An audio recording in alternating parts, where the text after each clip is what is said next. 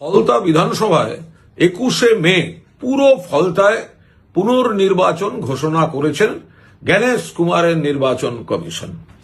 প্রশ্ন এক, যে আপনাদের বজ্র আটুনি কি তাহলে ফসকা গেরো? এত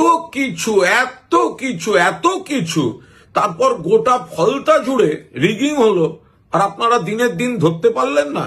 তা 3 দিন বাদে গন্ডারের গায়ে সুড়সুড়ি দিলে 3 দিন পর হাসে। তো আপনাদের কি এত রিগিং হলো যে ডে অফ ইলেকশন ধরতে পারলেন না? প্রশ্ন 2, আপনাদের মুজরো সিংহাম, তো সে তো এত ডায়ালগ, তো সে দাঁড়িয়ে রইল, আর এত রিগিং হলো, তো ওকে আগে সাসপেন্ড করুন। তাহলে ও কেন পার পেয়ে যাবে? ওর অ্যাকাউন্টেবিলিটি কি?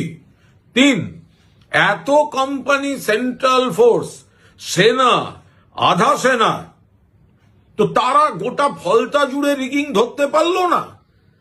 ফলে যেটা করেছে নির্বাচন কমিশন সেটা সম্পূর্ণ রাজনৈতিক উদ্দেশ্য প্রণোদিত, এবং যখন যে সময় এই পুনর্নির্বাচনের নির্দেশ দেওয়া হয়েছে ততক্ষণে 230-এর বেশি আসন নিয়ে মমতা বন্দ্যোপাধ্যায় সরকার গঠন করে ফেলেছেন, এবং ফলতাতেও আবার তৃণমূলের প্রার্থী জিতবেন। আপনাদের শুধু পণ্ডশ্রম হচ্ছে।